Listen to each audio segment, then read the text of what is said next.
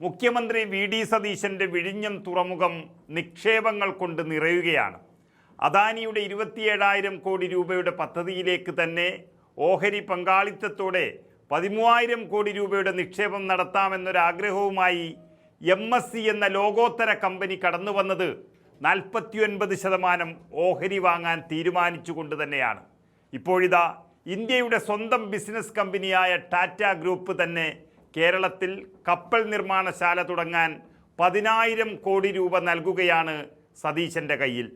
അതിൻ്റെ രൂപരേഖ സർക്കാരിന് നൽകുകയും അത് വളരെ വിശദമായി പരിശോധിച്ച് തീരുമാനമെടുക്കുമെന്ന് മുഖ്യമന്ത്രി വി.ഡി. സതീശൻ ഉറപ്പ് നൽകുകയും ചെയ്തിരിക്കുകയാണ്. ഇത് ചെറിയ സംഭവമല്ല. അധികാരത്തിൽ വന്ന് 2 മാസം തികയുന്നതിന് മുൻപേ തന്നെ ഇത്രയും വലിയ നിക്ഷേപങ്ങൾ വന്നുകൊണ്ടിരിക്കുന്നത് കേരളം വലിയൊരു വികസനത്തിലേക്ക് നീങ്ങുന്നതിൻ്റെ സൂചനകൾ തന്നെയാണ്. ടാറ്റയുമായുള്ള ചർച്ച 1 മാസം കൊണ്ട് പൂർത്തിയാക്കാനും എത്രയും പെട്ടെന്ന് തന്നെ പദ്ധതി ആരംഭിക്കാനുമാണ് നീക്കം നടക്കുന്നത്.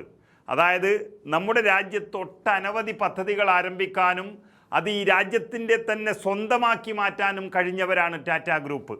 എന്നാൽ ഈ മേഖലയിൽ അവർ ആദ്യമാണ്. കപ്പൽ നിർമ്മാണ മേഖലയിൽ ടാറ്റ ഗ്രൂപ്പിൻ്റെ ആദ്യ സംരംഭം തന്നെ കേരളത്തെ വിശ്വസിച്ച് നൽകുമ്പോൾ അതിനാവശ്യമായ ഭൂമി സർക്കാർ അനുവദിക്കുമെന്നും മുഖ്യമന്ത്രി ഉറപ്പ് നൽകിയിരിക്കുന്നു. നമുക്കറിയാം, മുഖ്യമന്ത്രി സതീശൻ്റെ സ്വപ്ന പദ്ധതിയാണ് മിഷൻ സമുദ്ര എന്ന് പറയുന്നത്. ഉമ്മൻചാണ്ടി സർക്കാരിൻ്റെ ഉൽപ്പന്നമാണ് വിഴിഞ്ഞം പദ്ധതിയെങ്കിലും കൂടുതലായൊന്നും ചെയ്യുന്നതിന് മുൻപേ അദ്ദേഹത്തിന് ഭരണം നഷ്ടമായി. പക്ഷേ അതിനുശേഷം അധികാരത്തിൽ വന്ന പിണറായി സർക്കാരിന് കൂടുതലൊന്നും ചെയ്യാനും കഴിയില്ല. കാരണം ഉമ്മൻചാണ്ടി ഈ പദ്ധതി ഉദ്ഘാടനം ചെയ്യുന്ന ദിവസം തന്നെ ഇതൊരു കടൽ കൊള്ളയാണെന്ന് പ്രസ്താവന ഇറക്കി അതിനെതിരെ സമരം ചെയ്തവർക്ക് അതിൻ്റെ കമ്മീഷൻ അടിച്ചു മാറ്റാനുള്ളൊരു പദ്ധതി മാത്രമായിരുന്നു ഇത് എന്ന് പറയേണ്ടി വരും. അതുകൊണ്ട് തന്നെ കാര്യമായ നിക്ഷേപങ്ങളൊന്നും നടത്താൻ ആരും തയ്യാറായുമില്ല. എന്നാൽ 10 വർഷത്തെ പിണറായി ഭരണത്തിന് ശേഷം UDF സർക്കാർ വന്നതിന് ശേഷം നിക്ഷേപങ്ങളുടെ ഘോഷയാത്രയാണ്. അദാനിക്ക് പുറമെ വിദേശ കമ്പനികളെല്ലാം നിക്ഷേപങ്ങളുമായി വന്നതോടെ കേരളം ലോകോത്തര തുറമുഖ ഹബ്ബായി മാറും എന്നുള്ളത് ഉറപ്പായി കഴിഞ്ഞു. അങ്ങനെ വരുമ്പോൾ അതിൽ നിന്നും മാറി നിൽക്കാൻ ഇന്ത്യയുടെ സ്വന്തം ടാറ്റ ഗ്രൂപ്പിനും കഴിയില്ല. അതോടെയാണ് പുതിയൊരു മേഖലയിലേക്ക് കാലുകുത്തുന്ന ടാറ്റ അത് കേരളത്തിൽ തന്നെ നിക്ഷേപിക്കാൻ തയ്യാറായത്. വൻകിട നിക്ഷേപങ്ങൾക്ക് കോർപ്പറേറ്റ് കമ്പനികൾ തന്നെ വേണം. അതിനെത്ര എതിർത്തിട്ടും കാര്യമില്ല. അതിനായി അവർ പണം മുടക്കണമെങ്കിൽ പദ്ധതിയിൽ പ്രതീക്ഷ വേണം, ഭരണത്തിൽ വിശ്വാസം വേണം. അതാണ് വി.ഡി. സതീശൻ സർക്കാർ വന്നതിന് ശേഷം നമ്മൾ കണ്ടത്.